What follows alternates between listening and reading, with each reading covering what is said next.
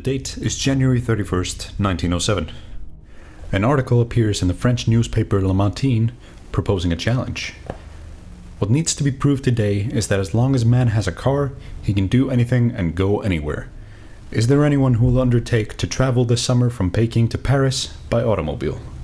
Le Matin stated that they thought while standard circuit auto races were fine, there is so much more that can be done now that cars are becoming more prevalent. The manufacturers say it can be done, but the consumers want proof. Until now, the car had mostly been a novelty used recreationally, and not really considered a practical means of transportation.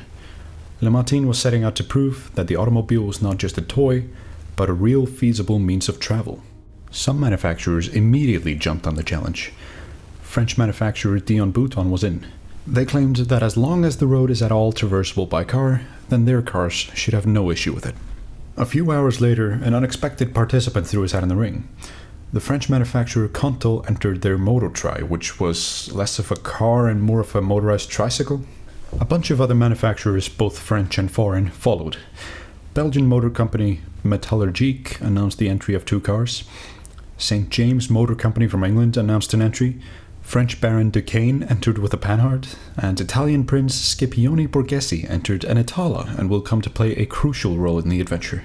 Most of the original challengers would later withdraw their entry, but I will get to that in a minute. Being royalty, our first driver Borghese was a wealthy man. He'd had his Itala custom built, the frame as well as other key structural parts were reinforced. He had custom fuel tanks installed so the car could carry enough fuel and oil for almost 1,000 kilometers. He also set up his own fueling stations along the route, with around 700 kilometers between them, and had a custom chest made with tools and spare parts. He carried several spare tires, provided by Pirelli, which he planned to make do with until central Siberia, where he arranged for Pirelli to bring him more tires and then have more tires available for him every 1,500 kilometers. He also arranged for a cache of parts to be sent to Omsk in case he needed them. Our next contestants were 2 drivers for Dion Bouton driving their Day Dions, Georges Cormier and Victor Collinon, both esteemed endurance drivers for Dion Bouton. Our 4th driver was Auguste Pons, who was setting out to prove the viability and durability of 3-wheeled automobiles. Oh, not again! And the 5th driver was, perhaps our protagonist, a French maverick by the name of Charles Godard, who, when he first decided to enter the race, originally convinced Metallurgique to let him drive one of their cars, but after a constant stream of news about harsh weather and poor road conditions along the route, they backed out. So did most of the other manufacturers. And the race was technically officially cancelled, but those who finally decided to go through with it anyway were just doing it on their own terms. And one of those people was Godard. He knew that if he couldn't participate, it would haunt him for the rest of his life, and he started going around looking for a new manufacturer to collaborate with. He goes to his local agent for Spyker, a Dutch automotive company, and eventually makes his way to Amsterdam to speak to the co-founder of the company, Jacobus Spyker. Spyker was going through hard times. They were selling mainly to England, and Spyker's representative in France was not selling too well, since the French automotive industry dominated the local market. Hendrik Spyker, Jacobus's brother and co-founder, had gone to England to secure future funding for the company, but Hendrik was on the SS Berlin, which sank on February 21st, 1907, and most of those on board, including Hendrik, were lost. While mourning his brother and contemplating the future of his company, Jacobus Spyker is approached by Godard. Seeing the value in entering such a high-profile race, Spyker provides Godard with a vehicle with spare parts and the 2,000 franc entry fee, as well as the promise of a 10,000 franc prize if he won.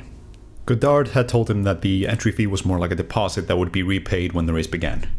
The spare parts that Godard had received he would quickly sell off just to pay for the ticket to Tianjin. When Jean Dutally, Godard's passenger and journalist for Le Matin, called him out for this, he was quoted as saying, "I will either never see Paris again, or I will arrive driving my Spyker straight from Peking." The trip to Tianjin on the Oceanian was a lively one. Godard was extremely sociable and quickly became the life of the party. He often dined at the captain's table and even started an impromptu band with some of the crew. He even contacted Jacobus Spyker requesting a small portion of the promised prize fee from him to be paid up front, being so confident he would win anyway. On the way to China, they stopped in Port Said in Egypt, where Godard convinced the telly to pay for a message to be sent to Jacobus Spyker asking for another small portion of the winnings in advance. When they arrived in Djibouti in Eastern Africa, Godard had spent what little Spiker had sent him by throwing coins into the ocean to see the boys dive after them and having them sing La Petite Tonkinoise when they surfaced. Then in Singapore, they were invited to dine at a rubber plantation, where they received constant warnings about bad weather and impassable roads. They just drowned out the negativity with more champagne, and then it was more or less the same story in Saigon and Shanghai. Those who were not aboard the Oceanian took the train through Siberia. Lelouvier, Cormier's mechanic, got off in Irkutsk, planning to drive the rest of the way to get familiar with the road, and Prince Borghese arranged for his own ship. Godard arrived woefully unprepared, having spent pretty much all his money on the trip.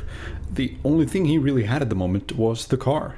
A car which was for the most part unmodified, aside from reduced ratios in the gearbox and slightly taller tires. Before arriving, he didn't really even know where Peking was, only that it was presumably pretty far away. He just trusted the organizers to know that the journey was actually possible. While Borghese and most of the others had spent copious amounts of money setting up fueling stations and parts caches along the route, Godard had to get by on his wits and luck alone.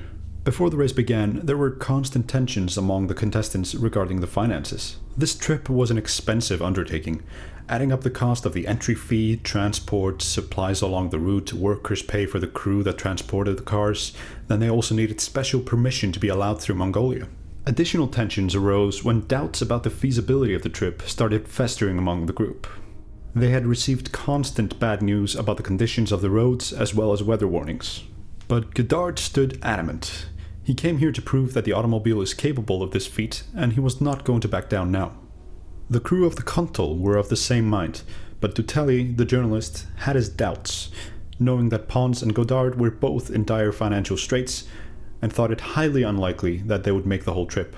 Then finally, Prince Borghese put his foot down, and what he then said is quite possibly the main cause of them actually going through with the race. "Gentlemen, whatever you decide, I have made my final decision. I will depart this Monday." Godard went to meet with a Dutch consular official because he had received a complaint that Godard had neglected to pay the transport of the vehicle. The shipping company had called the consular official in the middle of the night in an attempt to get him to do something about the issue. When the official confronted Godard, him being the smooth talker he was, claimed that he was sorry and that the money he had requested from France had not arrived yet and blamed it on the Russian and Siberian postal services. He talked the consular official into lending him the money for the transport, with the promise that as soon as the money arrived from France, he would immediately pay it back. Then he also borrowed 5,000 francs from the Dutch ambassador under the same premise. But as most of you may have caught on to by now, there was no money arriving from France. Due to a mix-up on the train, Cormier's De Dion and Pons's Kontal got lost along the way, but eventually all of the vehicles as well as their crews were in Peking. Let's summarize the participants real quick. There was Prince Scipione Borghese and his crew, mechanic Ettore Guisardi and journalist Luigi Barzini on the Atala, Charles Godard and journalist Jean-Luc Tally on the Spiker, Georges Cormier and passenger Edgardo Longoni, who was originally going to be the driver of a Fiat for the race, but when that fell through and Cormier fired Lelouvier, his mechanic, Longoni came on instead as Cormier's passenger on his De Dion, leaving Jean Bezac, Victor Collinon's mechanic, on the other De Dion, with servicing both of the cars. Then finally, Auguste Pons and mechanic Octave Foucault on their motor tricontal.